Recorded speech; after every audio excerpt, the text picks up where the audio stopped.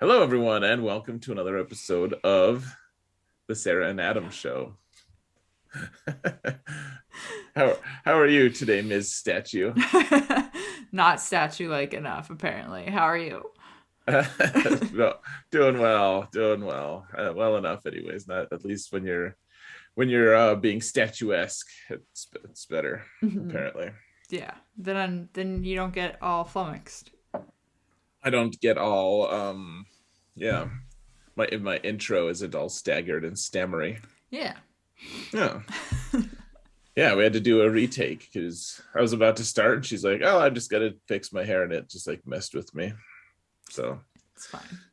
yeah, yeah, it's going to be an interesting episode. So Hmm. Sarah, we have a lot of shows to talk about tonight.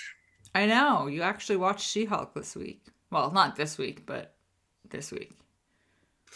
Hey, yeah, I mean, you didn't watch it last week either, so I mean, so I did watch it last week. I just didn't watch it before we recorded. no, you don't have the moral high ground here, Sarah.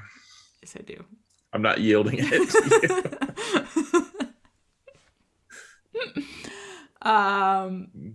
okay. Yeah, so we've watched 4 shows this week. Yeah. Um. So She-Hulk Mm-hmm. is probably the first one we're going to talk about. Mm-hmm. Or should I Dragon said Show. Dragon Show? Should I have said a boot? No, Okay, you can say that. I never say a boot. I Why say not? because I You say a just you bow. just said it. I said a bow. All right. So yeah, Dragon Show, Mm-hmm. which is, I feel like all our shows are turning to the like toward the dark a little bit. They're getting darker. Yeah. I guess Andor's not that like it just starts dark. It's just gonna, you know. So we'll talk about Andor's episode 4. Mm-hmm. Hmm. Mm-hmm. And then Rings of Power. Episode 6. Yeah. We're almost done. We have 2 hours left of Rings of Power. That's crazy. We have one movie left of this season. Of this season. And then next season we'll get, I guess, another couple of movies. Uh Yeah, maybe they'll release an extended edition of this season. oh my gosh. You sound like you don't want it. I don't even know how you would do that. I don't know either. That's why I said it. Uh, I'm just a dreamer. Don't kill my dream. Okay. Okay. Okay. All Okay. right. So, yeah, let's talk about. So I don't. We haven't. Well, sorry. Miss Moral High Ground here has watched all current episodes of She-Hulk, Yes, I have. You have not. and I had to actually work while I was at work, and so I did not watch She-Hulk today. Look, it's not my fault. Okay. Ah. Hmm. Okay. Yeah. So you're just an episode behind. That's fine. It does suck that you haven't watched this one because I did enjoy this one, but Hmm. Yeah, I almost wish we could just wait until the very end and then we could talk about all of them. mhm, But I'm also gonna just start forgetting things. par for the course. Thanks. You're welcome. Hey, I'm forgetting things too, so it's all good. Um, okay, so what did you think of these 2 episodes? Because these two were, I'm trying to remember. So episode 5 was like the Tatiana court trademark thing, right? Hmm. And then episode 6 was the wedding. Yeah. Okay, so she's in both of those. Titania. Uh-huh. Sorry, I shouldn't have said Tatiana. I was thinking of the actress. Um, See, I was just being professional, treating you with courtesy, not correcting every single thing, you know. okay. Anyway, so Titania is in both of them. So is Tatiana, but that's a different actress. Yeah. Today you were like you're very dismissive of my question because I asked if Titania was in this episode, and you're like, no. I was like, oh, well, we don't have a villain, and like we don't have like one central villain, and You're like, yeah, there's no villains in this. I didn't say there was no villains in this. I said that I think the villains that we're getting are not actually the main villain. And Do you think that I there's didn't dive into it because I knew you hadn't watched this latest episode. okay? So this latest episode has some things about like there's some. I mean, there are like hints, right? That they're trying. Someone's trying to replicate her DNA or something like that, trying to create Hulks. Right. Trying to figure out how to pierce her skin or whatever. Yeah, Collect her DNA. They keep showing the flashback of they're like, yeah, we need to get it. We couldn't pierce through her skin, and then nothing happens in that episode to indicate it. And it's like, oh, they want us to remember this for some reason. So you only watched the two that don't really have anything to do with that, right? What did you think of those two? I don't know. I don't know why she put up with I don't know. The wedding one is obvious. It's like I watched them back to back, but I guess I'll try to talk about the other one. So I thought it was funny because she looks down so hard on that gross guy, like the guy who they have to, like publicly shame, basically. The lawyer who used to be her coworker. Right. They look down on him so hard, and then it ends up being the same thing. Kind of like she has to shame herself in order to win this case. Right. And I don't know, but for her, it's like there's no shame in it. I don't know. He treats people differently. He's gross. He is, but I don't know. I just thought it was funny this parallel of like, they both have to do that. They have similar arcs in that regard to win in court. Yeah.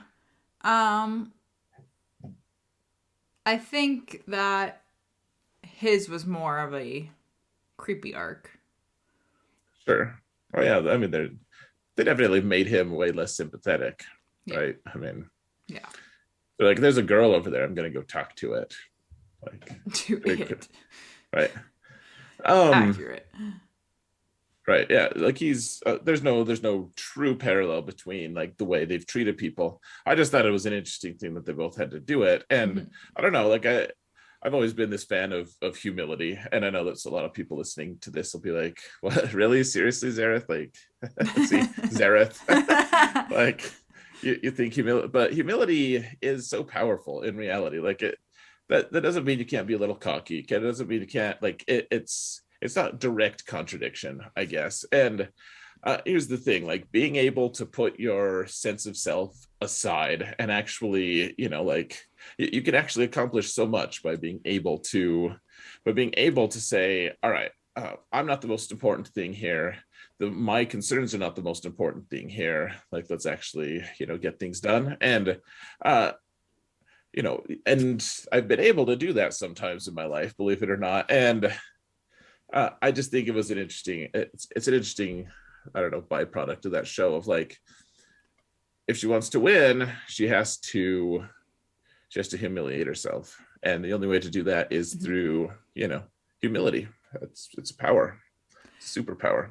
Don't you think though that there is an interesting, like I view it kind of interesting in the way that like for the guy to do that, yeah, they look at him as it being humiliating, but he looks at it for himself as like as a confidence, arrogance thing, and it's like a boastful, prideful thing, and then she looks at it as at herself as a shameful thing. Like it's a double standard. I mean, the way they've decided to write those characters, sure. I mean, I think it's a direct parallel to society. Sure. So you're the one applying. Okay. So I guess the thing is, I don't see him as. I'm sure there's pretty gross people like him. Actually, in fact, I just, they've made her sympathetic and stuff. Like they've even written a couple really stupid girl characters. Like I don't know. Like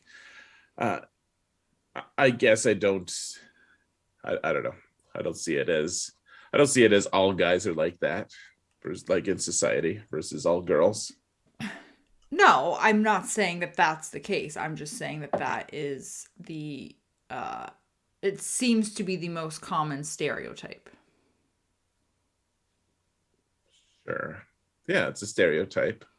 Yeah. So, anyways, I think I thought this was an interesting one just because I don't know, like they actually made a girl who was like, they made a couple girls who were pretty awful in it, which was, not it hadn't been happening that often in the show. We've talked about that a lot. Like the social commentary is in my observation by and large like pretty biased against men, and I know that you tend to see it as more like reflection of how society actually is and how and I think it makes some good points. Mm-hmm.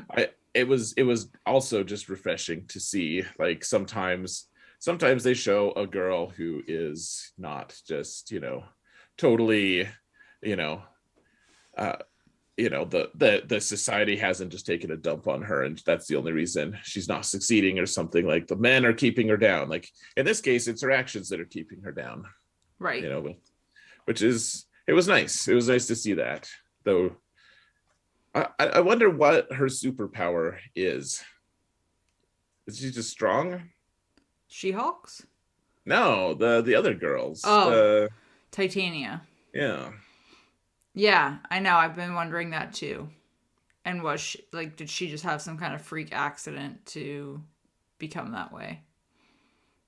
Yeah, like she's like, hey, I'm strong. Mm-hmm.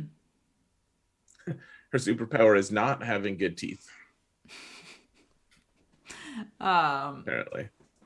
yeah, I don't know what her superpower is. I don't know. Well, yeah. So, anyways, I thought it was okay. What did you think? Um, they both felt like, I mean, especially episode 6, the wedding episode, they both really felt like filler episodes. Um, Yeah. which it was more frustrating to me during episode 6 for that because I didn't think we really needed a filler. Mm-mm. We're so far into the season that like you don't need to do that anymore. We've already established the like problems that Jen is having. We've established the Titania back and forth nonsense. I think you can just move forward with the storyline a bit more. However, having seen episode 7, I can see why episode 6 was needed. Is all I will Okay. say. Oh yeah, that's fair. I felt like episode 6 was, I don't know. It was a yeah. It felt unnecessary though. I'll nod to I'll accept your explanation that there is a better explanation for it. It was necessary. I just thought it was. I thought it was sad how much she put up with. Like, why did she decide to stay at the wedding? Especially after she's like, you Yeah. have to walk with the dog. Like, why wouldn't you just leave? Like, you're not saving face by sticking around. And like I think that was another thing that they highlighted really well in that episode. At the very start when she's asked to be a bridesmaid, she's like, "How do you even say no to this?" And that's something that like when women are asked to be bridesmaids, you're like, "How do you say no to this if you like can't financially do it or feasibly do it?" Because it's expensive. Um and it's just like one of those things where she's like, "Yeah, I guess I have to do this," even though like this is a girl. I don't even think we've seen this friend before, Mm-mm. and so obviously they're not that good of friends. It's just a longtime friend, but yeah, just getting dragged into it, and then also just treated like garbage. Well, that's the thing. It's like, well, maybe I would say yes if someone like was like, hey, I know we haven't seen each other for 10 years, but you want to be a groomsman? And I'm like, well, if I made the decision to go, then sure, like I could go. But if it was just like this elaborate trap to humiliate me, I Mm-hmm. wouldn't just stick around. I'm like, yeah, that's cool, man. You can humiliate me. Like, sure, I'll iron all the grooms shirts, Right. the groomsmen shirts. Like, I I don't know. Like all these guys, they can't iron their own shirts. No, apparently not. Yeah, those evil men, they're horrible, you know. Um, and then she invites Titania there, who's clearly her adversary, and I don't think she invited Titania. I think Titania's date invited her. okay, Which I think was like, that was clearly Titania being like, I'm going to date this guy so that I can get to invited to this wedding that Jen will be at. well, I just wonder, like, what was her end game there for? Like, maybe it actually explains it in the next one, but like, she's like, I'm gonna fight you, and like, she already got the crap beat out of her once. Does she really think she could beat a Hulk? Apparently so. All right, so I don't know. This show is. I'll say this. So I'm interested in the show the entire time, and Mm-hmm. yet when it's over, it's the one time like I discovered that I've never laughed once out loud. I've never even really like smiled much. I'm just like just stay pretty stoic watching it the whole time. You just watch it straight through, stone faced. Fair. I mean, I felt like episode 6 derailed a little bit. There is a part in it that, like, when you watch episode 7, you're like, okay, this particular element of it was necessary. But I don't. It does still feel like the majority of episode 6 was not necessary. Okay, it feels to me. I'm interested to see what this guy, like her love interest, this guy. Mm-hmm. He's like, you look seem pretty amazing to me, and the only things he's ever heard and or seen of her at Mm-hmm. all is like her sitting there being dejected for a few minutes, for just like a very few seconds, really, Right. and then of her, of her being drunk, super drunk, Right. and he's like, I think you're pretty neat. I'm like, I don't know. He seems pretty sus to me. Mm-hmm. So I don't know. We'll see. Well, I hope it picks up. That's a It's not like a terrible show. that's a good observation though, because I didn't pick up on that with him when I watched it. I think probably because I was so annoyed by the fact that this episode felt like it was unnecessary. Hmm. And I was disappointed because I felt like they were on like a really good trend of having like a unique show and having some good commentary and just like a light-hearted fluff type show without it being too much fluff. Like I was fully expecting it to kind of keep going on the storyline, and then episode 6 just really annoyed me. Fair. So Yeah. Like Mr. Invincible or whatever. He just like, you know. yeah, I'm curious though, once you watch episode 7, what you think. Okay. Yeah. Most of the guys are pretty garbage so far. Maybe he'll be better. Maybe he won't. Anyway, so that's She-Hulk so far in my Right. experience. Let's see, there's 9 episodes, I think, or is it 8? I honestly can't remember. Does it seem like it'll wrap up in the next one? If it does, I will be very surprised. Because I feel like if it wraps up, let me just double check. I feel like if it wraps up in the next one, there's 9. Okay, yeah. Hmm. I was gonna say I feel like that if it was next week, it would be too quick. Like it wouldn't be a tidy wrap up. Okay, so I will say this about the show. I think that the strength of the show, Mm-hmm. like the biggest, most amazing part of the show, what is not at the foibles of other people, of lesser men, of all these different like beings surrounding her. It's when she is forced to confront what she is and what she values and who she her Right. self identity. Like, is she the She-Hulk? Is she not? Is she just using that as a way to have human connection? Is she, Mm-hmm. like, because people seem to think She-Hulk's pretty cool, but do they only think she's cool because she's a superhero, or because she's green or whatever? Like, Mm-hmm. where does her value lie? And when she's forced to confront that to me is the most important, most interesting discussion that you can have about this show. Yeah, I agree. And I feel like she usually just spends a lot of her time just kind of ignoring that. I would like to see more of that, because to me that's the growth part. That's the potential for growth for her. Yeah. Yeah. We can get into that next week if you watch episode 7. Okay, let's do that. We got more, in my opinion, much more compelling stuff to talk about. Okay. Where do you want to go next? House of the Dragon? Dragon show? Dragon show? Where If we've that's what you want to do, I'll let you pick the next show. You pick. let's do Dragon show, where we've jumped ahead 10 years. New actors.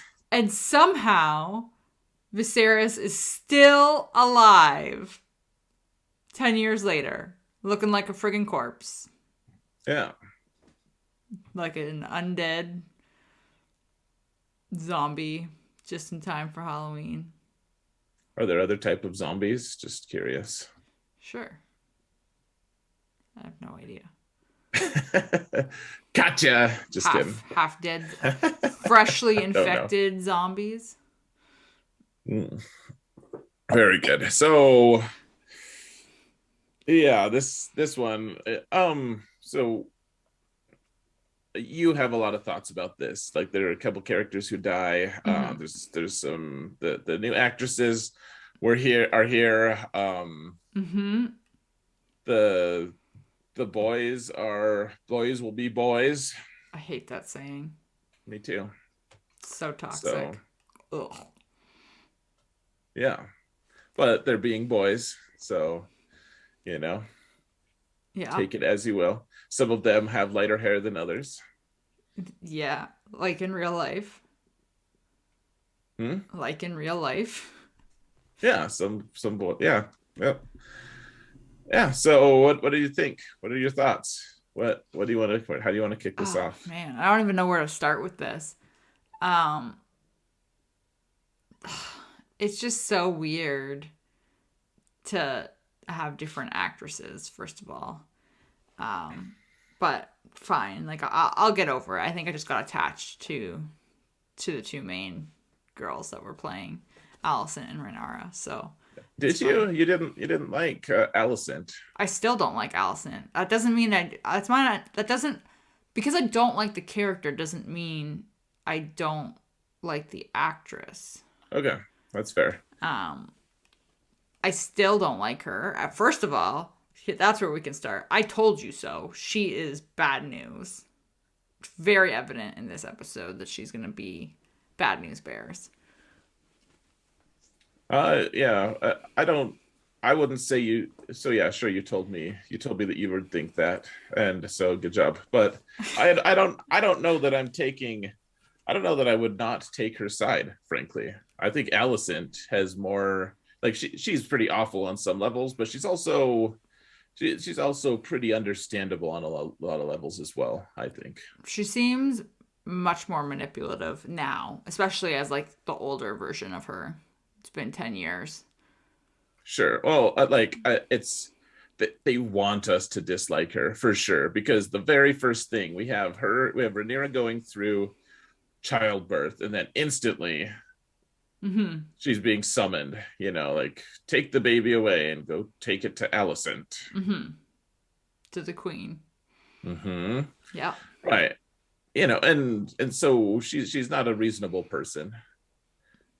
Right. I also don't know that her life has had a lot of reasonable people to deal with. Sure, I guess. But I mean, you can either change that or just keep spewing the same crap back out into the universe. Well, I think she's more like, you know what, if you're not going to give me the things that I should have, just for me being a nice person, or whatever you want to say, then I'm going to do my own damn thing, because screw you guys, I'm sick of being used. See, but I don't view her as a nice person. I have viewed her as two-faced the entire time. Okay. So I think that's part of the reason why I just can't get behind what she's doing, because to me, she comes across as having ulterior motives the whole time. Well, I think she was genuine up to a point. I think that when she I think it was the episode before this when she was like, she shows up late to the dinner, and they're Mm-hmm. like, oh, she's declaring war kind of thing. I think that was the time that she broke, because she's like, she wants good things for Rhaenyra. She wants good, like she's good friends with her. She tries to give her good advice at the start. Like she's hanging out with the king, and her dad's like, go visit him. And she's like, if I have to, like, if you want me to, I'll be Mm-hmm. dutiful. Like, I feel like she was being pushed in this direction, and then at some point she's like, you know what?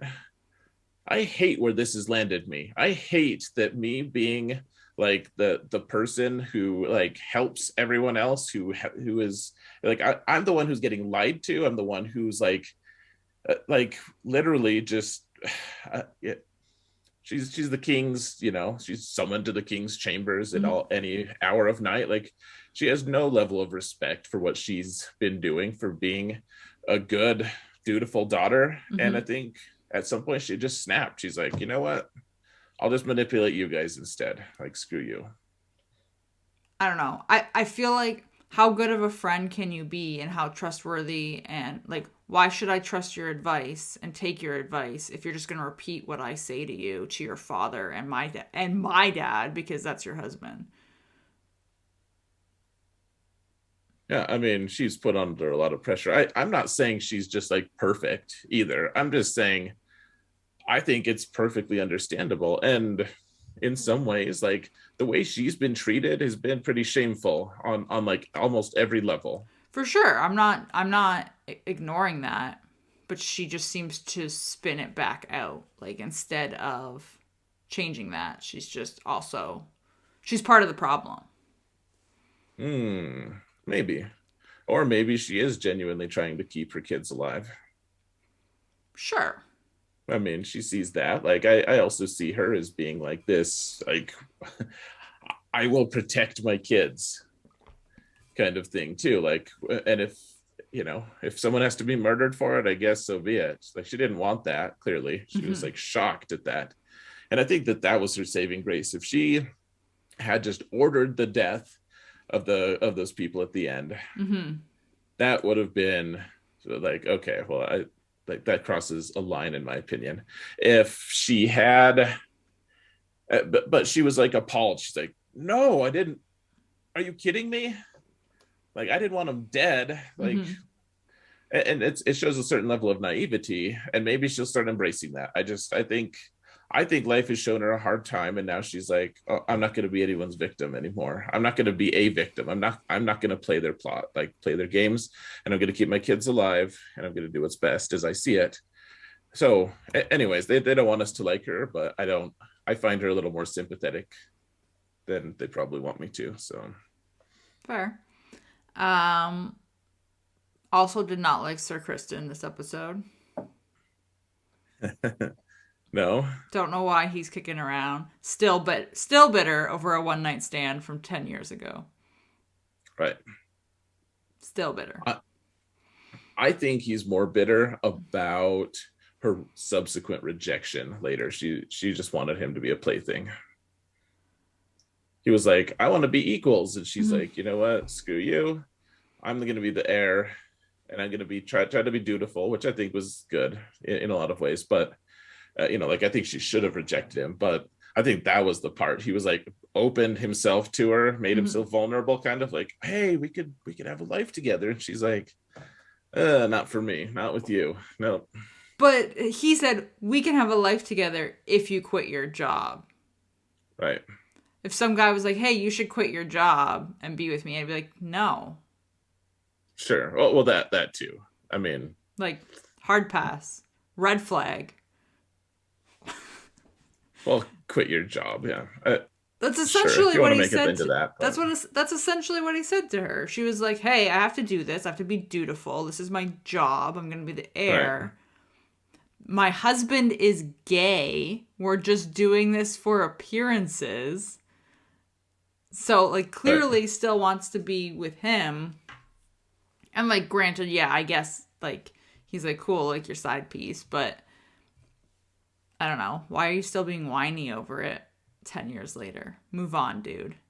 Oh yeah, he should. I'm just saying, like, the one night stand. I don't think he cared about that as nearly as much as as her rejecting him later.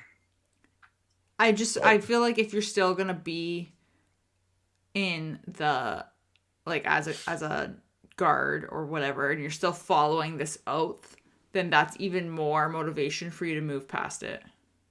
Then you should really just bury it and move past it, because you're not supposed to even, like, that shouldn't have been a thing in the first place for you. Right. Just be lucky. Just count yourself lucky. Right. Well, and yeah, like I don't like him at all here. Like the way he's treating those children is, Yeah.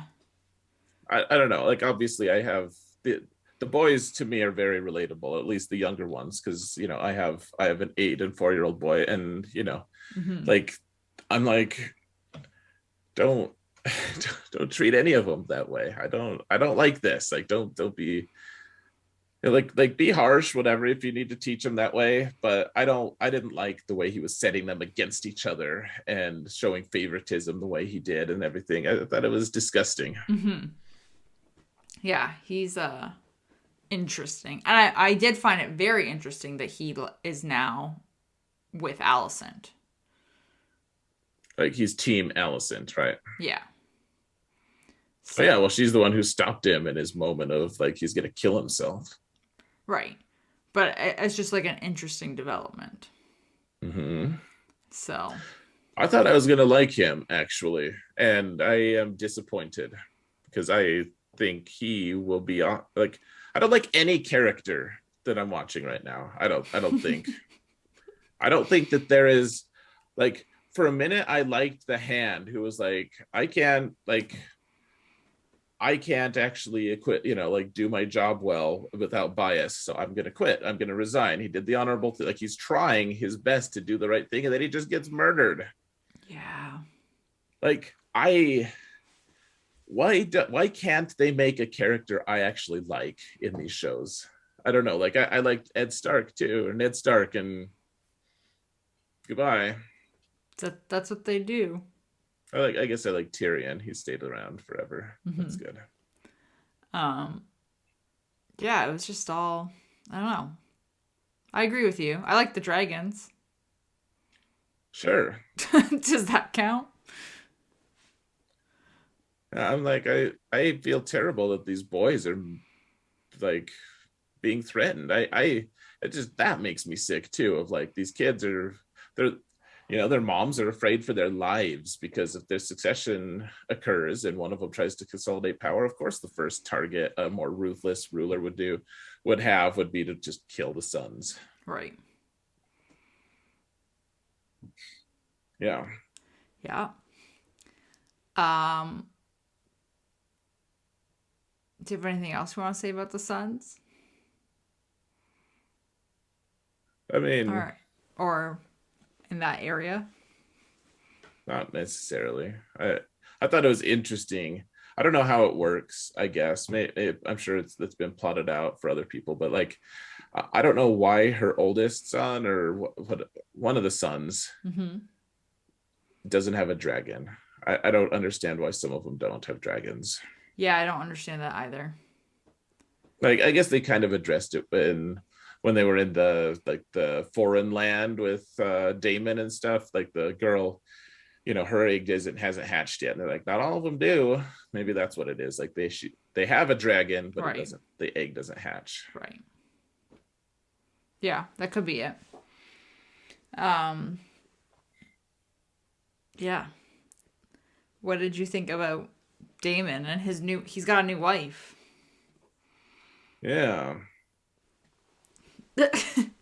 I don't know. I'm like, so they keep railing me in to tempt me to like him, but I'm like, after he cold blood murdered his bronze bee wife, the one he keeps calling the, like, I can't like him. I in fact just think he's disgusting, and it's really sad that he's found peace in this world.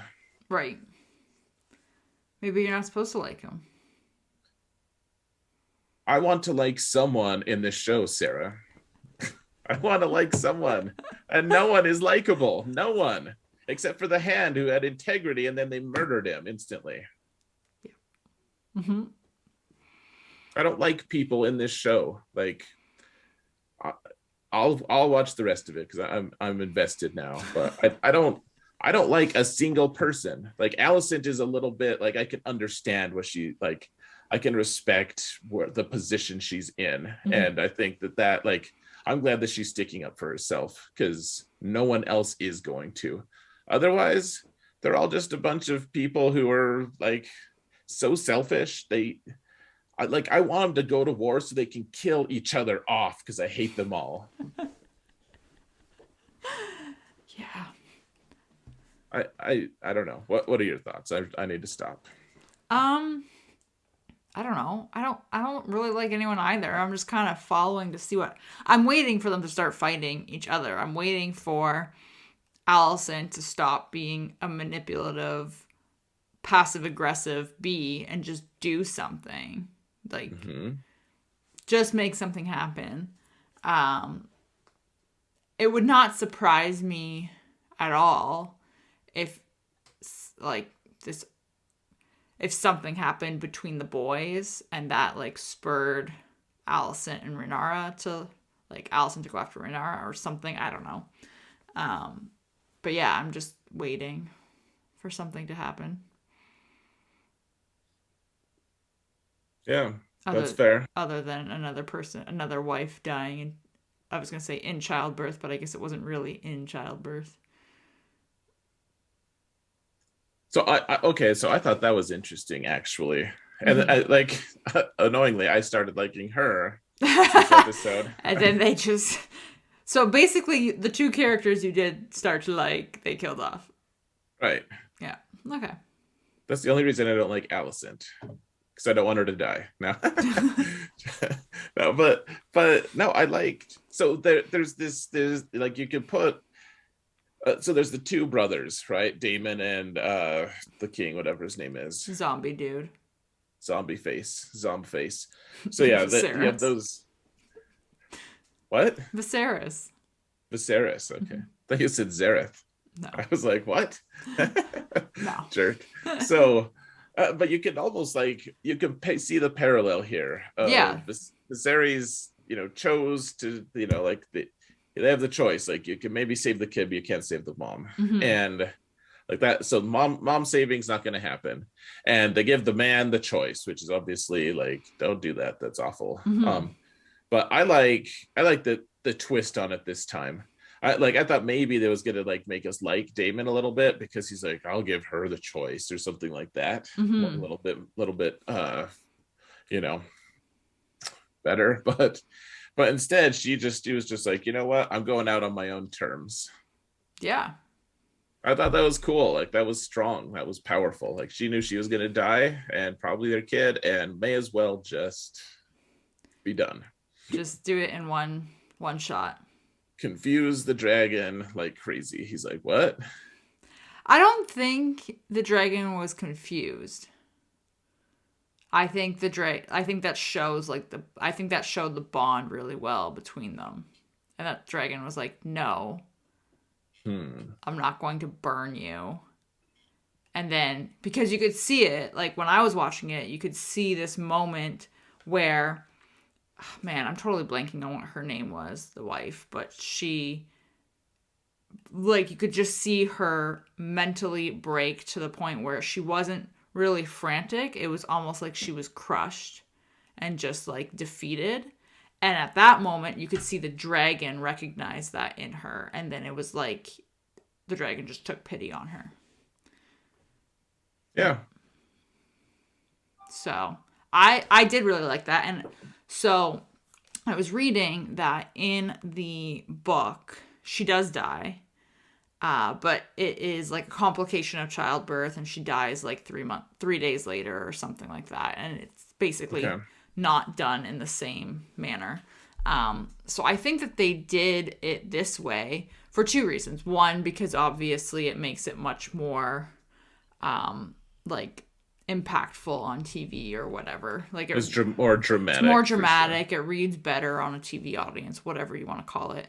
But I think they also really wanted to have that parallel, like you said, between Daemon and Viserys. Yeah. So. Yeah. Yeah. Yeah, Super dark scene though. Like, yeah. yeah, it's weird. It's like, do you really call that suicide? Like, or just, I don't feel like, I mean, maybe it's just a very interesting thing. I guess we don't need to get into the gray area of that definition. Yeah, I thought it I was, mean, I thought it was a better alternative than just watching them cut into her. if you know I you're gonna hated that. die anyway, do you want it to be dragged out and painful, or No, I just get it no. over with? Same thing as what she did. Right? Like, which is what, yeah. Yeah. Anyway, we don't have to get into the gray area. So there's this the guy who ordered the deaths, like Mm-hmm. this guy cuts off their tongues, which I didn't feel like we Ooh, needed to see. no, did not need to see that either. Thank you for that. But he so in the after show that they discuss it, they say the first real villain shows up and it's him. I feel like we've had villains this whole time. I feel like they're all villains.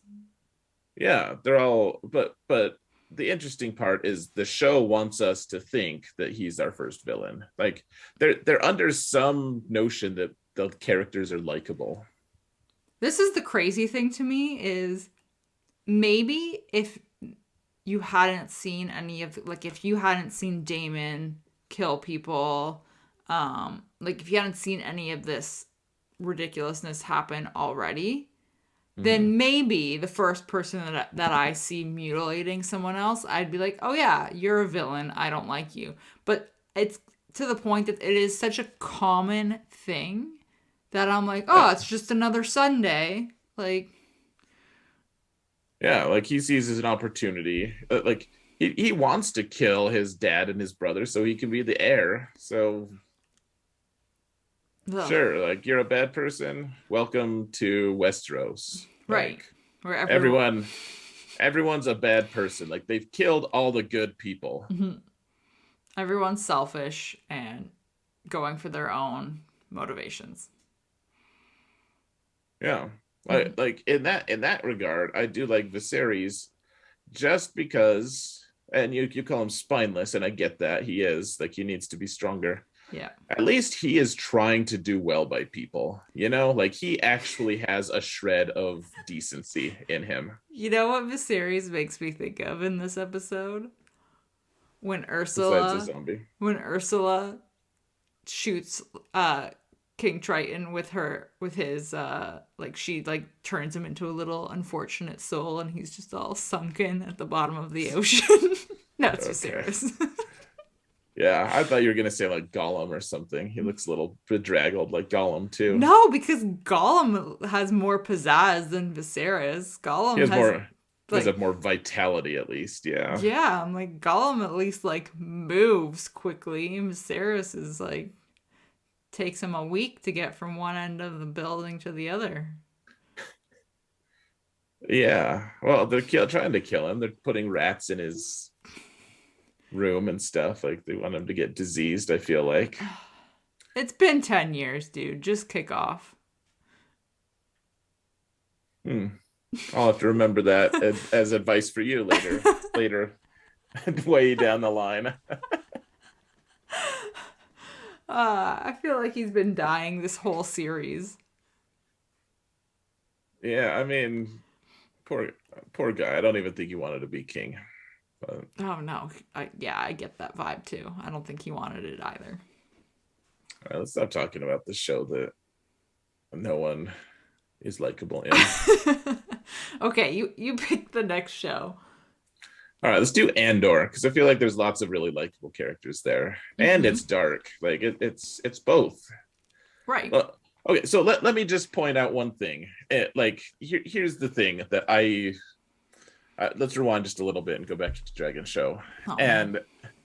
And I'm sorry. So here's the thing: there's all these shocking deaths, right? Mm-hmm. Mm-hmm. And there's unlikable people everywhere, and it's all just this this dark, awful situation, and people like it for some reason, probably because it's gratuitous and because of all these things, and because they get these strong emotional reactions of shock. And all I'm gonna say is shock, yes, you can, like, as a showrunner, as an author, whatever, you want to get elicit a strong emotional reaction from your crowd. Like that's gonna be good for you in a lot of different ways. I just think that shock is like a really poor substitute for inspiration. If you could Okay. inspire someone and make it like, oh, I want to be like that, I want this to happen, I'm excited, I'm, you know, that is the true form of art. This is like a, it's a sham. It feels fake to me a little bit. Well, and also like with inspiration, then you're clearly rooting for someone. Like if you look at this show, who are you rooting for? No one. No one. I don't care what happens to them. Like, I'm rooting for the dragon to burn somebody. yeah, like give us some like, if you're gonna be gratuitous, at least have the dragons like go do it, you know. Right. The dragons rip people up. It'll be at least a spectacle. Yeah, like I just feel like this is like the an example of like, so the costuming is well done, the sets, all, you know, like the acting, I like, there's a lot of elements to this that I like. I don't like the characters though, and I don't like their actions. Like, and I'm not inspired. I want to be built up. I want to be excited about a thing. I don't want to be like, how are they going to shock me next? Right. Like, oh, they didn't do that, oh my gosh, someone died that I didn't expect. Like, I don't care. Just kill all of them. I'm sick of this. Okay, but as opposed to Andor, where we know he's gonna die, Right. We already know the ending.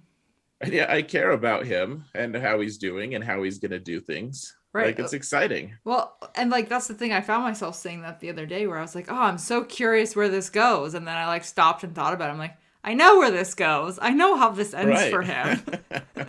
Well, I love that at the end of each episode, it cuts to like, hey, the next thing is in line to watch is Rogue One. And Yeah. you're like, oh yeah, we're just constantly reminded of his death. Like, I mean, the guy even told him, he's like, you know, eventually you're gonna just die for this cause anyways, Right. you know. But it's how you live your life before that's important. I feel like I forgot to tell you this. I fully watched the first 3 episodes last week and then watched Rogue One. They were like, "Hey, Nice. you would like this," and I was like, "I do like this. Play." Yeah.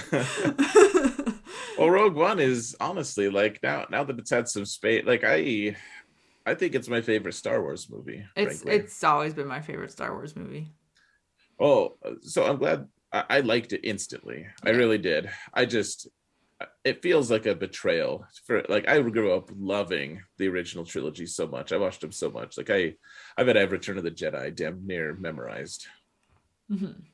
Like, I've watched them an egregious number of times. Right. And so you don't come back from that background and instantly change your mind on what your favorite Star Wars movie is. Right.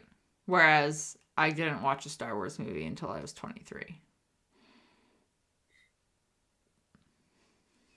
Yeah. Yeah. Yep. Okay. Confession time's over. So let's move right on. All right. So Andor. But yeah, it's good, and I like all the characters in it. Mm-hmm. Like, it's dark, and I even like the director guy in the intelligence unit, and he, you know, he's like such a prick to everyone. Right. And like, it's still fine. Like, I like that. He's endearing in a, like, you know, you're not gonna like him. He's gonna do all sorts of awful things, but I don't know, like, the characters are likable. Yeah.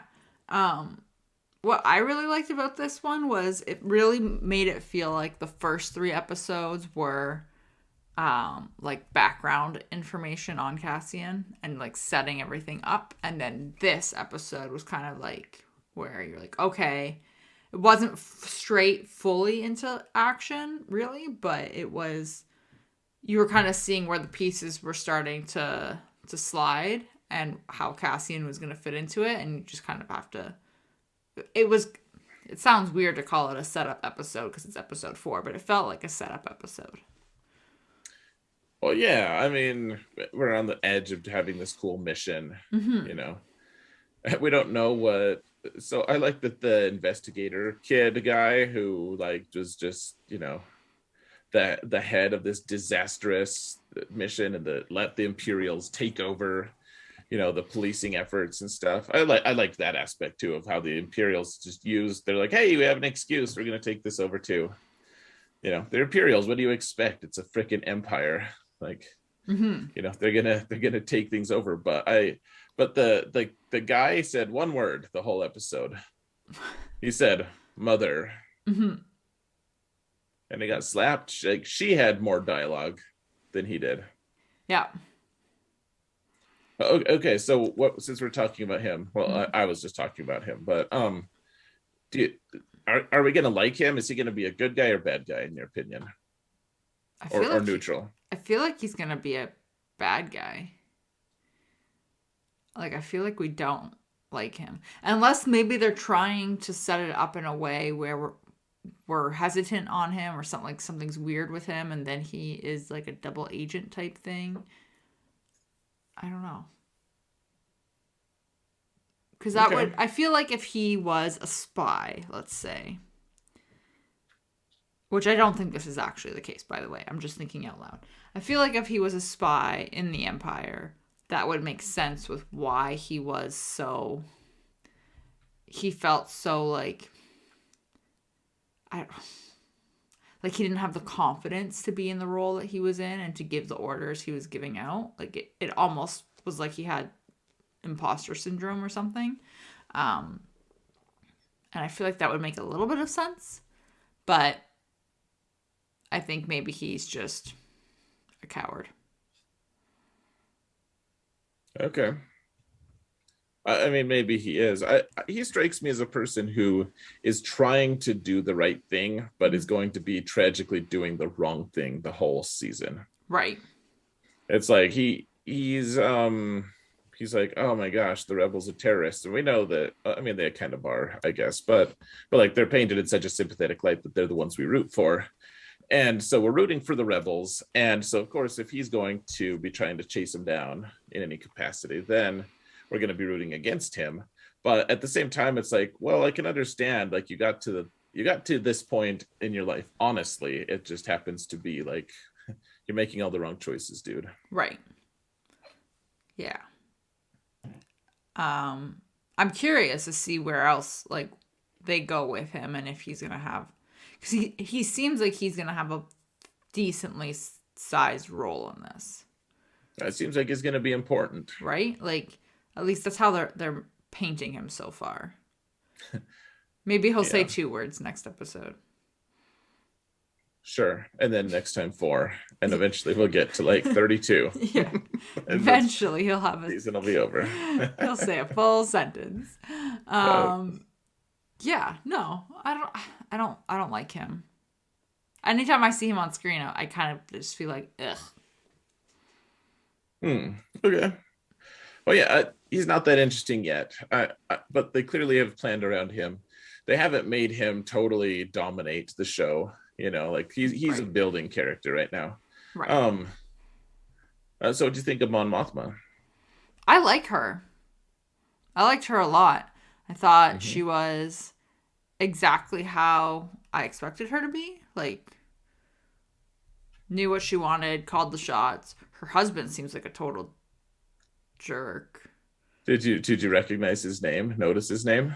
No, really? Oh my goodness, I can't believe. No, I didn't. It's Perrin. Oh wait, yes, I did hear Perrin. That's right, because I remember being like, oh, Perrin. See, I've already forgotten it. Let me see. How did someone earlier today say it? Par for the course. Something like that. Yeah, I don't know. I don't like him. He's a jackass. Oh no, he seems... I'll tell you what he seems like. I feel like he might actually have been a good dude at some point, Mm-hmm. and she is hiding all these things from him, and he just wants to have he just wants to enjoy his life and do, like lead the best life he can, but he doesn't want to do the rebellion stuff. And so she's like, well, I got to do rebellion stuff. And he's like, well, I mean, in a way, he's like, you're going down a path I can't follow.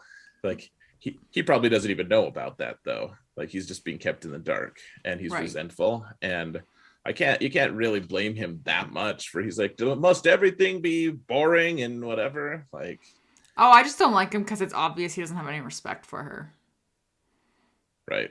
Well, yeah, he's like, I heard you got a present for me. Yeah. And then, like, doesn't care that people are coming that she doesn't like or whatever. Like, he just, if my husband purposely was having a party and invited people that he knew that I have problems with, I'd be pissed. Oh, yeah, as well you should. Yeah, I'm not saying that he's a good person now. I just see, it seems like they're at the end.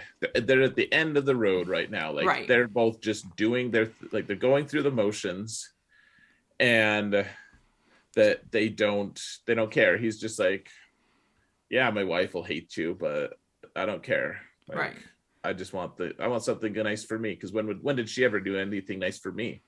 Even if she does do nice things, I'm sure he feels different, kind of. Which is funny because she brings him a present. He's aware of this, which is a nice thing, and he acts like a toddler and is like, "Well, I heard you brought me a present."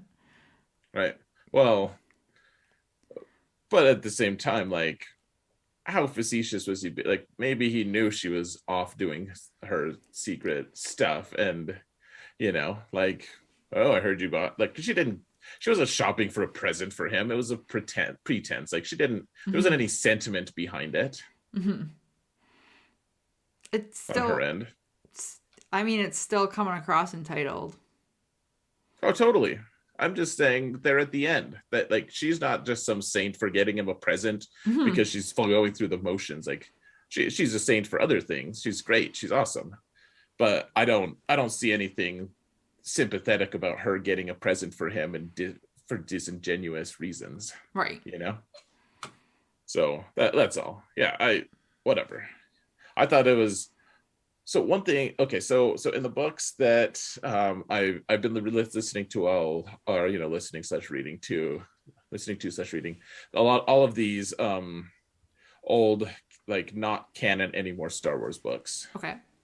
And so at one point, though, in one of them, it's in one of the Rogue Squadron books, like, it's like X-Wings versus TIE Fighters squadron stuff. But the evil character, the bad character, is S1E5-6. She's the head of Imperial intelligence. And so, she's on Coruscant, and Coruscant, of course, has however many billions of people, and it's just totally smashed full of people. And so her office is this huge space, and with no furniture hardly at all, just like a desk. And the idea is she's not, she doesn't dress super crazy. Her desk is just very functional, whatever. And so everyone's like, why aren't you showing off your wealth? And then they realize the amount of space she has available on a world that's overcrowded is just like a very obvious reminder of her power and of her station. Like, she has space. Everyone else is just completely smashed together, and she could, That's her showing off. Yeah, like, that's how she displays her wealth, is by having nothing, just wasting space. Right. Which I always thought that was always a very memorable thing. And then I saw that in Mon Mothma's place too. It's opulent and beautiful, but there's not many people there, and it's huge. They have a lot of space. Right. Just wasting space. Yeah. Yeah. It's the wealth. It's an interesting observation. I don't know. I thought I've already had that as a background thing. So yeah, I like Mon Mothma. She's obviously already sympathetic to the rebellion. Yeah, I thought Oh, she was. I don't know. I didn't have any issues with her. I thought it was exactly what she was supposed to be. yeah. What do you think about the antiques dealer, the transformation he goes through? Um, I wasn't sure what to think of him. Like I was like, am I supposed to like you? What side are you on? Like I feel like I was trying to read him the whole time. Oh, you think he's being disingenuous, like he's not actually he's not trying to start rebellion or anything? I just wasn't sure. Like I was like, I just don't know what angle you're coming from. I think he is trying to start it. And he was a fun character. I just was trying to read him a lot. Hmm. Well, maybe you're wise to do that. I've trusted him from the start. Hmm. He got a lot of credibility from me when he was like he left. He's like, I don't even care about that thing. Like, I just want to recruit you to Right. Andor. Like, to me, that's like, oh yeah, he's in it for the long term. Like, he's not just trying to mess with people. Right. Which is fair. Um, that's like the one thing I guess with this show is I find that I'm just trying to read everybody. Hmm. It's fair. Well, yeah. Look, we don't really know what Cassian's motivations are right now. Right. Like, he's looking for his sister. It seems like. Yeah, that's kind of what it like the vibe that I get from him. Yeah. Like, so we have to know. We got to find out what happens to his sister. Are Right. we gonna get a spin-off series at some point? Also called Andor, but it's about her. I mean, I would expect that eventually we'll see him go back to. I'm already forgetting the planet that he was on. Oh yeah, we didn't see Bix at all. Yeah, She's in season 2, they said. So, which is interesting. well, they established her as a character. Like, I don't. I'll be a little annoyed if she's just like that's the last we've seen of her. Right. Um. Yeah, because we didn't see anything from that planet. Mm-mm. Well, except for the I guess it wasn't even on that planet, but the repercussions from what happened on that planet, the corporate security people, whatever, Right. are Right. But dismissed. but we didn't see anything actively on it. Well, they built that whole huge, crazy, like city block, like sized set, and if they're only going to get 3 episodes out of it that they built for like a year, I'll Hmm. be a little bit sad. That would be sad. I feel like then we have to go back. Yeah, I Right. think I think we've got to go back. Well, there's too many loose ends. Like, it's not just Bix, but we have that fun stammering droid, and we have his adopted mom, Yeah. and like, there's too many. He's too loyal on a lot of levels to just give up on them and abandon them. Hmm. Yeah. I can. I agree with that. I think he will go back. Maybe not for like I don't think he'll be going back next episode or anything like that, but eventually. Yeah. Oh man, now I'm remembering kind of what. And there was a guy we saw, and he looked like the ensign that, like, in a Rogue One, where he gets a signal from Cassian, or he gets a message from someone, and he runs out and tells Mon Mothma, "Senator, Senator," and he's just an ensign, and they're like, "Stop it, ensign!" And she's like, "No, tell me what it was." I feel Hmm. like we saw him, like he has a mustache. He was somewhere. Did we? I thought we did. Oh no, I don't remember. I feel like I'm gonna have to watch it again and like look for him. Well, I just made the link because I was like, that guy looks so familiar. He looks so familiar, but I don't Hmm. even remember what he's what. Hmm. Okay, we can move on. It's just interesting. What did you think about the Imperial Intelligence, like the ISB, the Security Bureau? It was weird. Like when it popped up on the screen, I was like, "Huh, okay." And then like I was like, "I guess that makes sense," but I don't know why. I had always just figured like they existed in capital ships, in fleets, and that's where they lived. And I Oh, never like the guys in the white uniforms. yeah, like just all of the empire and I just Never really thought about them needing like a bureau, like an office space, taking their briefcases and clocking in and out.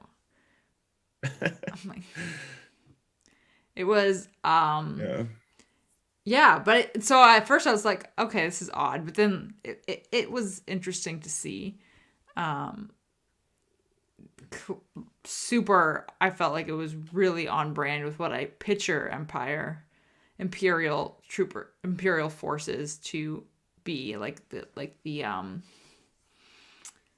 oh man, I don't even know what you would call him, but I guess he was like the main guy that was kind of like getting all the information out of all of them. Yeah, the major, the guy I was Yeah, talking about earlier, the yeah, guy's like a dick, but you kind of like him for that. right. I feel like he was spot on with what you would expect.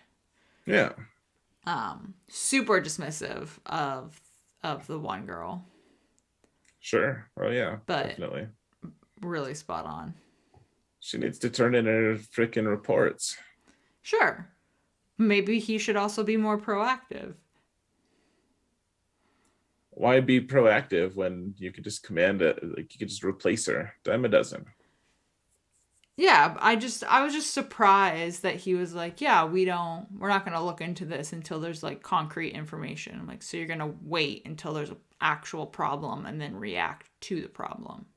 I mean, there's a reason the empire eventually just crumbled because people are just too full of themselves, you know? Because they're reactive, not proactive. Sure. So that was just something like I picked up from him right away. I thought it was really, like, I didn't think it was out of character at all. I just noticed it. Yeah. Yeah. Well, I thought it was interesting too. So I actually read like a short snippet of an interview they did with her. And that what the girl said was like the advice they gave her for her character for acting was like, don't try to like carve out a little niche of like, help make the audience think that you're sympathetic or nice or whatever, like you're sweet. Mm-hmm. Like, don't do that because you're not like that. That's not how you are. Right. Like, don't try to deceive them by helping them think that you're a nice person because you're not a nice person. Right. I didn't think she was a nice person. No. I thought she was proactive. She seemed competent. Right, exactly. So it was just kind of humorous to see it being brushed aside. Well, and I actually think that I think that she has an ulterior motive going on. She needs something because she's like worried about this cube, the thing that Cassian had stolen. Right. I think that I don't even know what it does. The star drive thing, like it seems to me like there's some information on it or something about it is important so that she or someone she cares about doesn't just get exposed and killed or something. That's a good point. I didn't think of that. I could see her having an ulterior motive. Yeah, I mean, not that it's like a good one. I just right. Probably. I mean, it doesn't have to be a good one. No. Nope, it seldom is. So, yeah, no, I liked this one though. I thought it was fun. I liked seeing Cassian like go in with I guess the formations of a rebel group, like sure, under a fake name. Yeah. For obvious reasons. Yeah, Clem. Like sure, like that's what you come. Like chlamydia. Like I was gonna say like Clementine. Oh. I went a little farther. Yeah. Oh man. Like Clint Eastwood. Yeah, there you go. Sure, that makes sense. Yeah, but I liked it, and I thought it was interesting also to see there was like a little bit. I don't know if you would call it like a crack between the different rebels. It seemed like maybe like a power struggle or like just heads butting. I thought that was interesting. Well, I mean, she's pretty caustic, this leader. Right. Like, and she did. She was like, this is going to destroy the group. Mm-hmm. Like, and it might, because like they're all counting on each other, going to work on each other, and then suddenly some guy just randomly appears, and they're like, "Wait, we don't know how to trust you. Like we've spent half a year learning to trust each other, Right. And then and this, now you just show up, and you're not even like very nice at all. You're not. We don't know anything about you. Yeah, it's just interesting though to see it going between, like, obviously they've directed it at him as well, but between them and her is, mm. you can kind of see like a fissure there. Yeah. Like it's like if whether they pull this mission off or not, that group isn't going to stay together after this. Right. Probably. Yeah, I agree. Yeah. Okay, so a couple things then. First off, so the I forget his name now. Damn it all. Lucian tells the abrasive woman leader girl. He's like, this has to be a win. Right. And he uses the word win, and I wonder if that is significant in some way, because the way they present it in episode 4, at least in the opening crawl, it says like the rebel alliance has gotten its first actual victory against the Empire. Oh, okay. And that was in Rogue One. Like that was considered a win, even though that was just like a pretty brutal destruction on so many levels. It led to a win, but like they finally got a win. Does that mean that they're doomed to failure this entire show? Oh, I don't know. I don't think so. You think that it would be okay if they did steal all the, I mean, like not on a moral level, but like on a structural story level, it would be okay if they won here, if they stole the credits and got away? Well, I guess it depends on what the definition of win is. Right. Because, like, I would count it as a win that Cassian got off that planet. Sure. Okay. But they're not even facing the Imperials there. Right, but that's still a win. But the Rebel Alliance didn't get the win there. I'm just curious, like, I don't You're know. saying if he does something similar, but as a rebel, that would be considered a win, but it wouldn't actually violate this canon statement. Well, I don't know, because I guess I don't know what they're setting out to do is my point. And I don't know if it would invalidate it if they won. I think it's cool. Like I love that we know he's gonna die, and we know that the rebellion's gonna win, and we know that they're gonna blow up the Death Stars, and we know that they're gonna lose on Hoth, and we know all these things, and we have no idea where this show is going exactly. Like we know that eventually Mon Mothma escapes, but otherwise, like we don't know the how it happened. Right, that's the whole point. It's like this is basically like what Rogue One was as that little gap filler before episode 4. That this is what that is. It's the same thing. Yeah. No, it's doing the same thing that Rogue One did. I love it, man. This is so fun to me, but the fact that they're creating uncertainty, and I actually care about the characters, because we also know where the Targaryens go, right? But I don't care about that. I'm just like, you can all die. I really don't care. But like in Andor, I'm like, I care. I want to see what happens. What happens with Bix, with Bix, and the droid and the mom and Cassian. All of these storylines that they need to keep going. Yeah. So one final thing I want to point out here is they mentioned toward the beginning, he's like listed a big laundry list of different groups. One of them, he said the Partisans, which is Saw Gerrera's group. Oh, okay. which they never like make it explicit in the movies, but like the partisans are the name he calls his rebel band or whatever. Mm-hmm. So we could see him. I mean, he was in the previews. He'll be there. Mm-hmm. And then they name dropped him later this episode too. Yeah. Totally setting that up. I'm interested to see where it all goes. Mm-hmm. Why didn't Cassian end up with Saw? Maybe he will. Oh, but I don't think he can. Like, I think Saw would recognize him. And in episode in Rogue One, right. he's like, well, you like they need Jin to get him an introduction, like Cassian, right? And if you had bad blood with Saw or a bad past, then Cassian wouldn't be the one to escort her to Saw, like, right. Then I guess we'll just see him from a different point of view. We'll see Saw.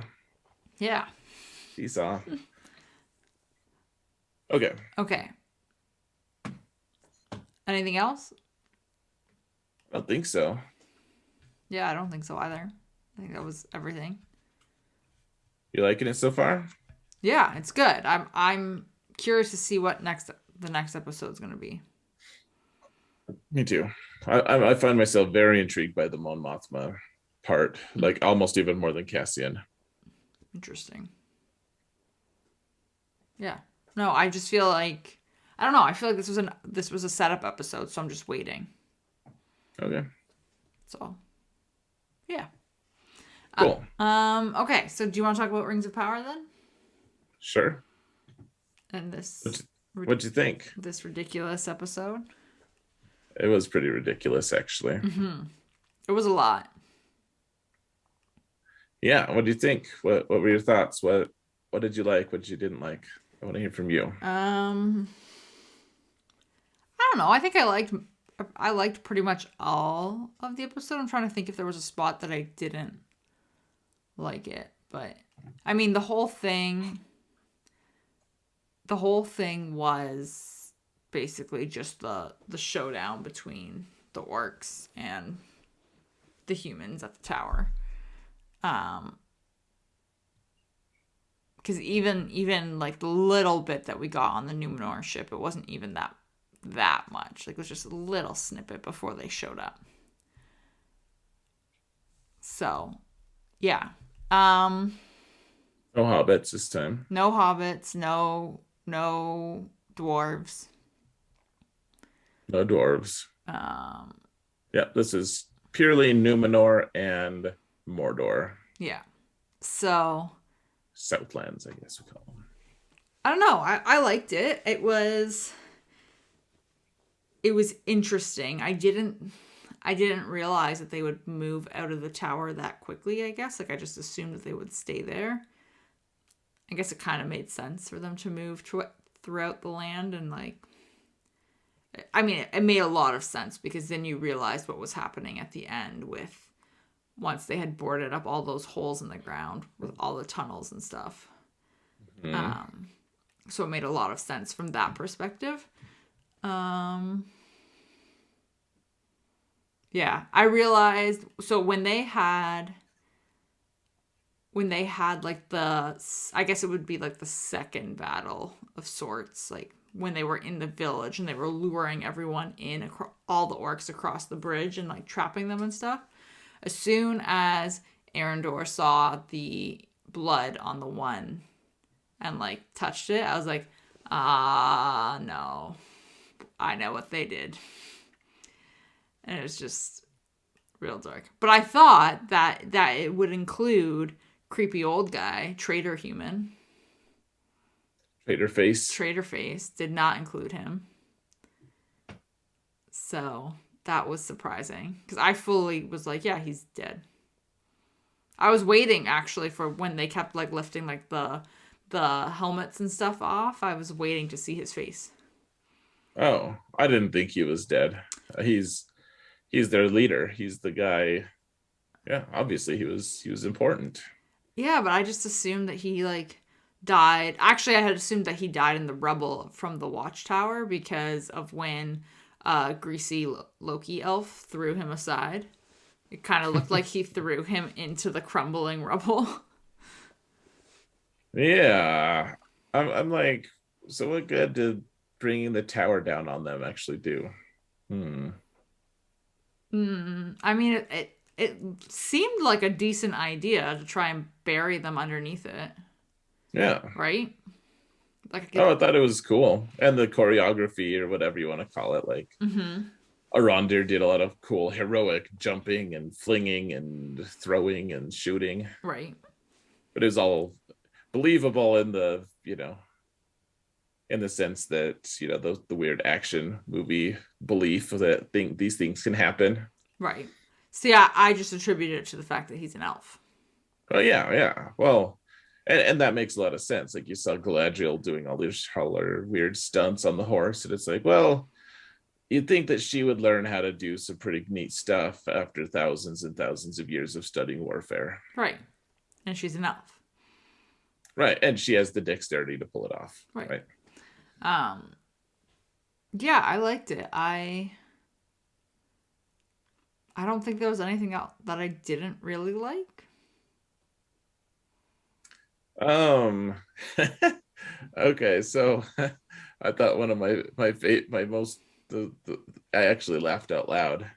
Was they're like she's like, "Are you the king that was promised?"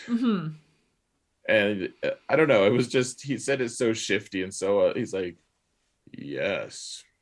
Like I just made me think of what it made me like. It sounded so disingenuous. It made me think of like on Team America when the girl's like, "Oh, if you could promise that you'd never die, I'd make love to you right now." And he turns his head. He's like, "I promise, I will never die." Like in that same disingenuous. I don't know, like that. That's what it reminded me of. Like he was just like, yes. Like just like, no, I'm not, but I'm supposed to say yes, so yes. And then instantly, yay, you're the king.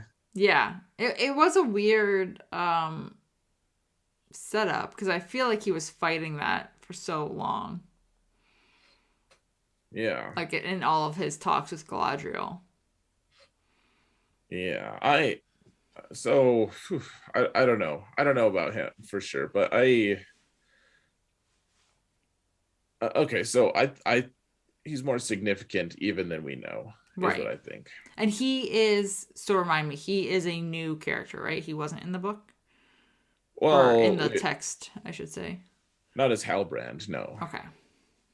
Right. So he's new in that sense. Like, so if he turns out to be Sauron, then obviously he's not new. Right. But but yeah, as he presents as Halbrand, then sure. Right. Okay. Just double checking. Yeah, I guess I noticed that he paused, but I took it more as him like hesitating to claim it. No, I mean, I think that was what it was. It was just like this really funny, like, sure, yes. Well, they were so quick to accept him too. Like, it was very funny to me. It's just the whole setup, and I had kind of thought that he was going to end up being the son of whatever his name is, of Theo, but that clearly off on that. Yeah, so like he promised himself he would never return, Right. but no one there recognizes him. How is he returning to a place that no one recognizes him? Yeah, that's true. Unless he's been gone for a really long time and is super old. Yeah, so what did you think of him having a moment there with Galadriel where they're like, "I just want to fight by you forever," kind of thing?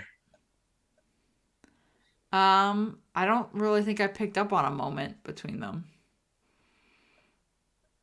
Oh, well, like he's like, in the battle, when I was fighting, like I never thought I could put aside all the pain of my past until this fight, where when I was fighting alongside you, I felt that I could do it forever or something like that. I don't know. I guess I just didn't really notice that they were having a moment. And then she like looked at him, like they're looking at each other, and you're like, I really hope they don't like try to kiss or something. And then And then someone comes in and interrupts them and ruins the moment. Yeah, no. I mean, it Hmm. obviously wasn't that well done of a moment because I did not notice it. Or maybe you were texting. No, I wasn't. I'm joking. Yeah. So in the comments, guys, let us know. Did you notice it? Am I just Like, taking crazy pills?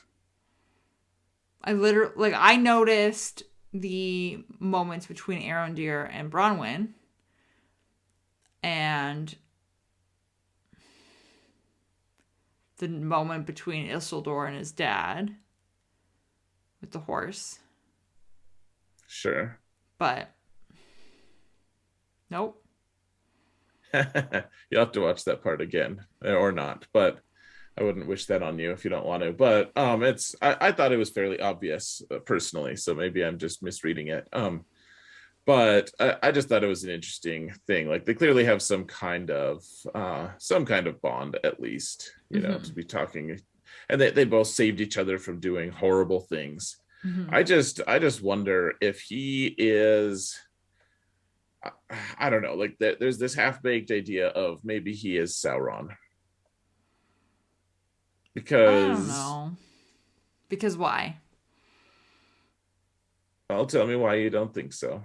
You can tell me. No, I'm just curious where this stems from. I just don't see it.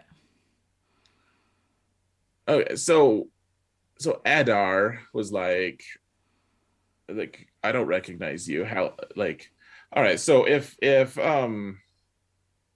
so Sauron is like a shapeshifter. Like he can change the way he looks, at least until a certain point. Like there's something that happens that stops him from being able to do that. But like he a lot of the reason he is so powerful is because he's so charming. And Right. so, like he's able to get people to trust him. And so, like we have this idea that Halbrand is he had something horrible happen to him that Adar had done. Right. And it's like, well, if Adar was killing Sauron and he really thought that he had killed him, Mm-hmm. and then he changed shape, and then Adar can't tell because he didn't recognize him. He's like, "You don't recognize me?" And Adar's like, "No, should I?" Mm-hmm. He's like, "Good, I'm glad. Like, good. My disguise is in place." Okay. And then but then there's also that moment at the end or toward the end where Halbrand stops her from Galadriel from killing him, killing Mm-hmm. Adar, and then as he's leaving, Adar senses it. He can tell. He's like, "Who are you?" Like, he's more significant. He knows he's more significant. Right. I'm not saying he has to be. I don't know. Like that's some of the strength of the show. I think is we don't know what happened to Sauron. What's going on with him? Because we know he's going to show up. Mm-hmm. We just don't know in what form. Like what? Who is it? Maybe it's Galadriel. I mean, clearly not. But I maybe mean, it's you. I, I don't know. I just don't. I don't buy it. I could be wrong. I just don't buy it. You don't have to buy it. It's just a wild theory that I've said that I half expect is wrong too. But Mm-hmm. it's half the joy to me is wondering where Sauron is. Right. I was assuming that he was, I don't want to say like locked away, but like in hiding or something until basically that key was put back in and the volcano erupted and everything just went to hell.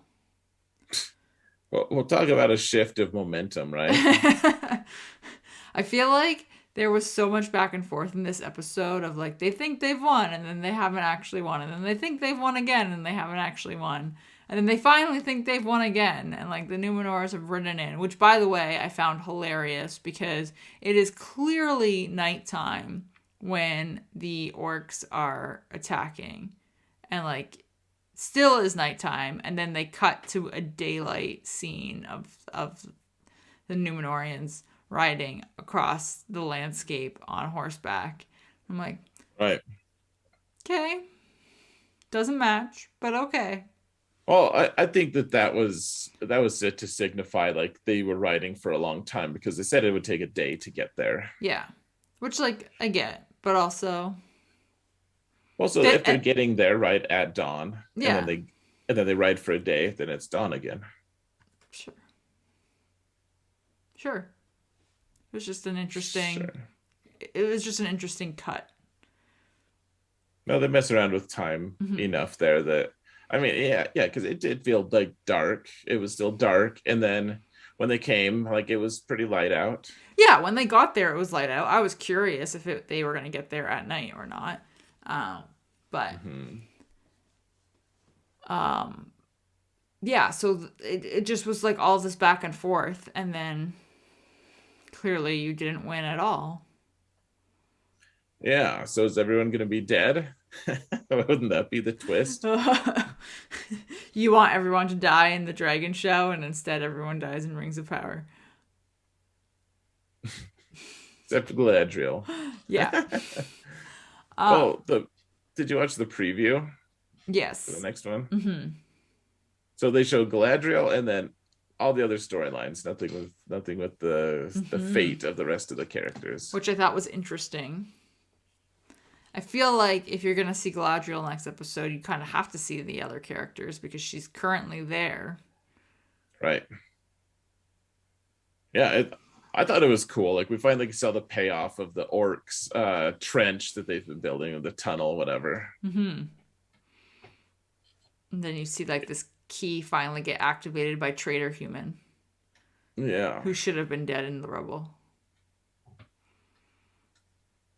Dislike. So I think that I think a lot of people are going to be frustrated by the idea of Bronwyn with Arondir, Okay. because like they say it a lot in all the things like the only times that humans and elves have hooked up are like this it's very well documented kind Hmm. of thing like it's and it never really happened in the second age like it happened a couple times in the first age and they were like really notable important stories you Hmm. know and then it happens with Aragorn and Arwen in the third age Hmm. and that's it. That we know of. Right. Well, and so the lower purists are, going to be annoyed, I guess. And I don't really care about if they're annoyed because they're just going to be annoyed at whatever they choose to be. But I don't know if they're going to go that direction. Like I feel like they're doomed to never actually. Start. Yeah. Like I think Arondir is going to get killed. Is what I think. That's my bold prediction. Yeah. Um, which would It'll be very suck. sad. Yeah, but I feel like if it's out of them two, it would have to be him. Yeah, yeah, because she's too important. Yeah, she's too. I think she's too needed. Yeah, and all he really is like a warrior, really. Like Hmm. the humans are starting to trust him or whatever a little bit, but at the end of the day, like now the humans have Numenorians and Galadriel to trust. Like they don't need him. Right, and like he's this warrior who also just happens to be really fixated on protecting Bronwyn and Theo in Right. particular. So yeah. Oh, so I don't know about you. Like I saw through their sham immediately of like Adar having the actual sword. Oh, Like they you chased did? him down. They chased him down and he's like crawling toward it and they get it and they just hand it off and hand it off. They never verified that they didn't swap it out. Right. I don't know. I didn't think about it. Oh, I was like, well, because he was like tells Trader Face, here, I need you to do something for me. I guess I just never really thought about it because you don't really see like he gets he gets the sword thing out of the whatever tavern floor when Theo's like, "Oh, here it is. Like it's here." Um and then short like immediately after that the Numenor Numenorians arrive. Mm-hmm. Um so you don't really see anything really. I don't know. I don't, Trader Face was just Trader Face, so. Trader Face gonna Trader Face. Yeah. He's going to keep being a Dumby. Yeah, so I don't know. I realized when Theo was holding it that I think, and I don't know if this was intentional, it feels like Theo is bonded to this thing, right? So it feels like he can just tell where it is and like, whatever. So it felt like he was like portraying this, like he kind of like just seemed curious about it, like he didn't trust that it was in there. Right. And I don't know if that was intentional or if it was just like a happenstance thing. Yeah, it's an interesting thing. Like, what part does that sword actually play other than, like it sets off the volcano, it's a key and all that stuff. But otherwise, like it's reminiscent. He wants that sword. It's very reminiscent of how people who've had the ring want the ring. Right. That's a good point. Do we know what that's made out of, by the way, that sword? Okay. Because So, I mean, not a metal that they can easily break, apparently. right, yeah, that's why I was asking if it was like the same idea as the ring. Oh, okay. Well, I mean, maybe that's where they get the idea for the rings. They're like, oh yeah, that guy's hooked on that sword. Like we could make another addictive thing. Right, and it's much more small and subtle. Yeah. Yeah. I don't know. This episode was a lot, and then it just got really sad and dark at the end. Yeah. Well, there was like these really good bonding moments for all the people and all this stuff. And, Isildur and his dad are talking, and we hear just a tiny bit about the mom, and it's like, oh, cool, moving forward. I will say I noticed when Trader Face put the key in, so he turns it and then like the dams start releasing and all this water starts flowing. And then you're like, okay, it's clearly going through all of the tunnels and it's exploding in the ground because that's where all the covers were that they put down. And so I had two thoughts here. One was, I was like, is it really necessary for the water to like fall into this volcano and like react with the lava? And apparently, yes, it is.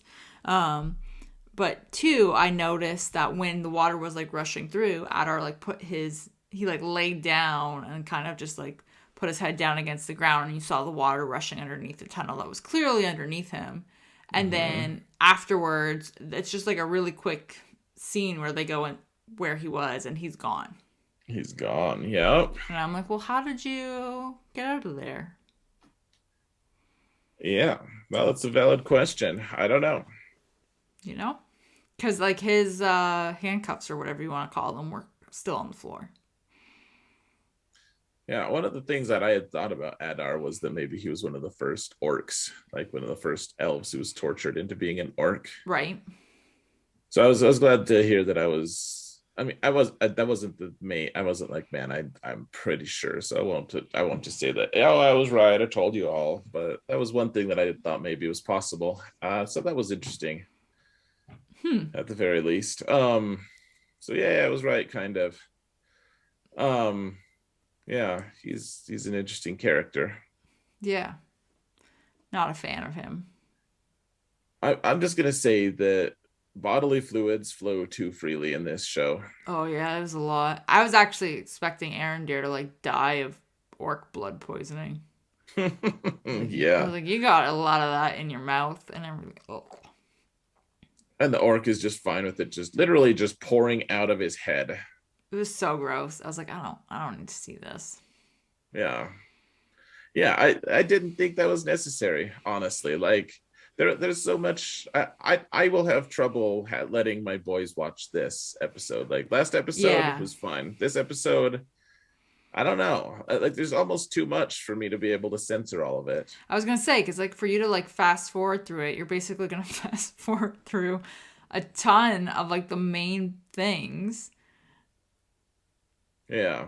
Well, they're like even the parts that aren't super dark. Hmm. Well, I mean they're dark, but they're not super graphic. Like like people just getting killed by orcs all over the place, and I Hmm. don't know, like they when they're saving Bronwyn's life, when her wounds are just like emptying, Yep. like just dumping right out of her. Like I don't know. I don't necessarily need my kids to watch that. Right. Might be an episode to skip. No, but it's important. It's an important episode. Well, you're gonna do a lot of fast forwarding. Yeah, I probably will. Poor guys. That's what they should do. Instead of an extended version, they should make like a parental version that you can that's already been chopped down for you. I don't even know what they do.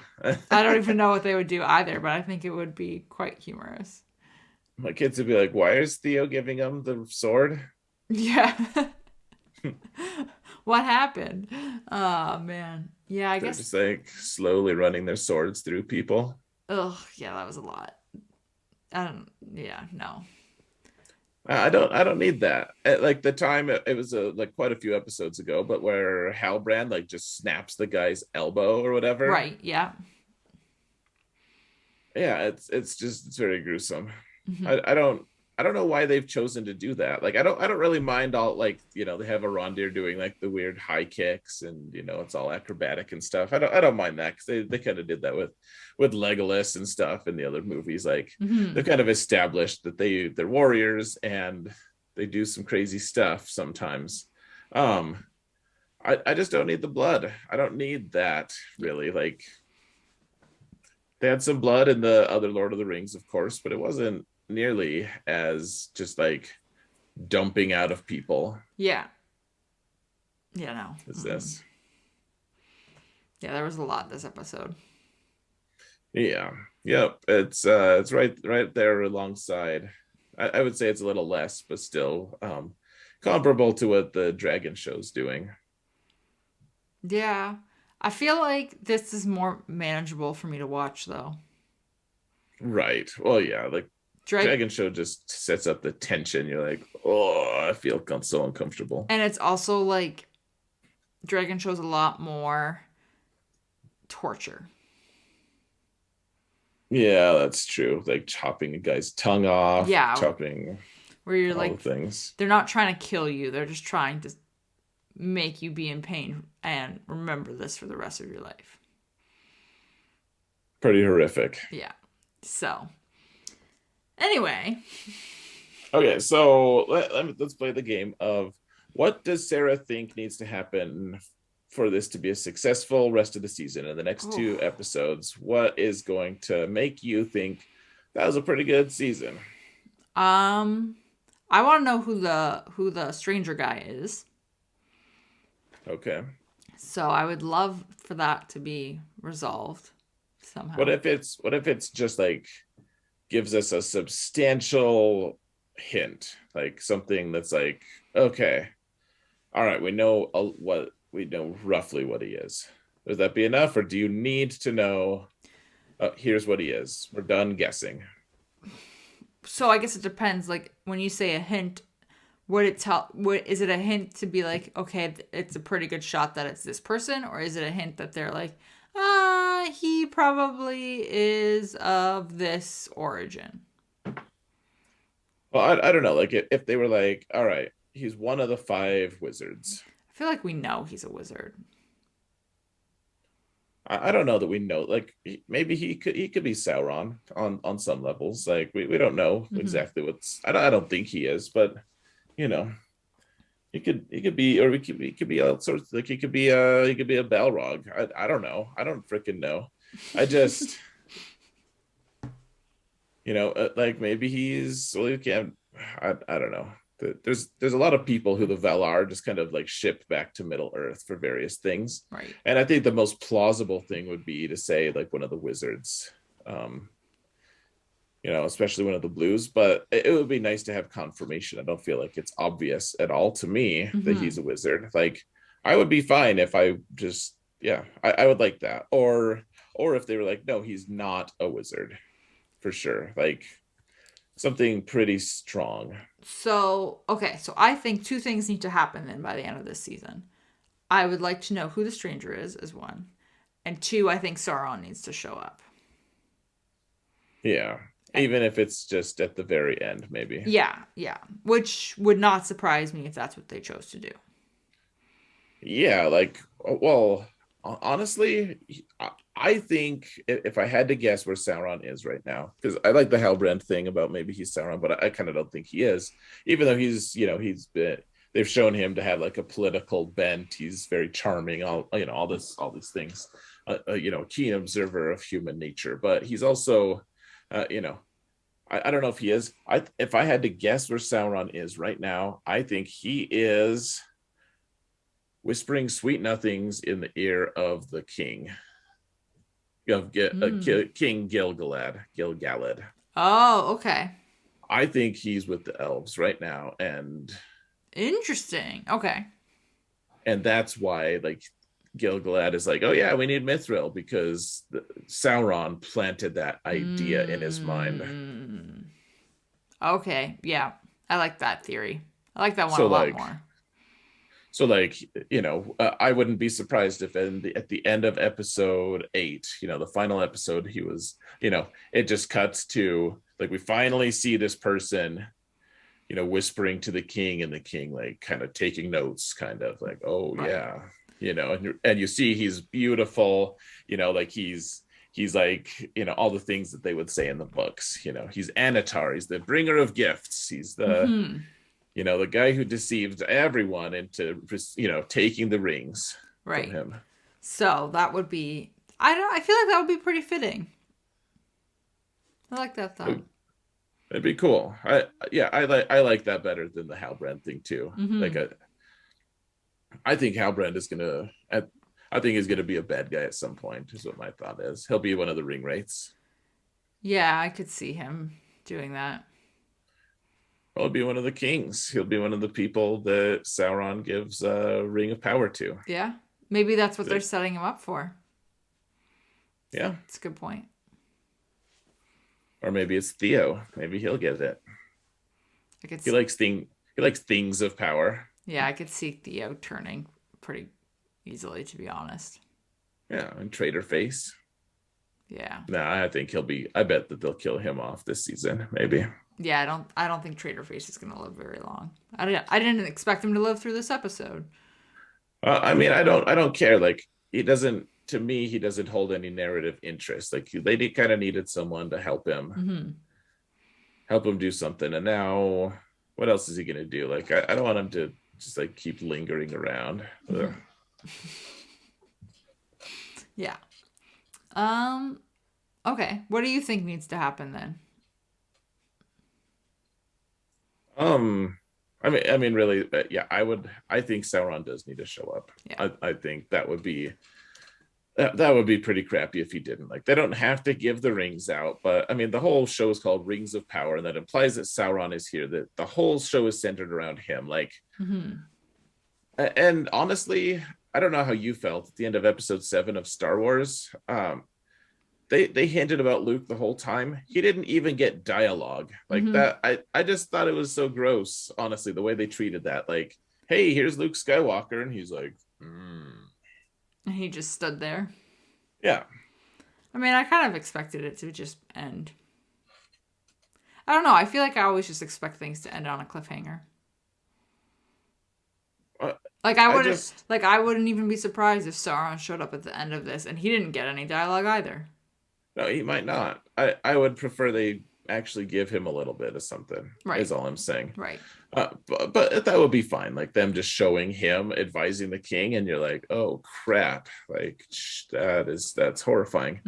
Or he's talking to his orc generals or whatever. It would be nice to have a little bit of. We'd need to see him. Yeah, the stranger thing. So here's the thing. I just don't really care about the Harfoots that much. Like they're kind of fun and quirky and stuff, but I was like, oh, another episode without them. And it happened to be one of the stronger episodes in the whole show. Like, right. That just keeps happening. No Harfoots, more strong episodes. So, they're just weird. Like, who cares? They're not going to impact that much except for the heart and mind of this stranger. And Right. so we need some significant movement there. And then, I mean, we need to see some significant movement toward them building, like making the rings, because there's still a lot of things that need to happen in this show. Like, the Second Age has a lot of events, and almost none of them have happened so far. Maybe it just ends then with that. Like, I could see the season ending with the elves getting the mithril, and then Sauron starting to make a ring out of it or something like that. Yeah, well, like the elf Celebrimbor is the one who makes the original rings, just with Sauron's help. Right. So yeah, like and then Sauron's the one who, in secret, forges his one power to bind them all. Right.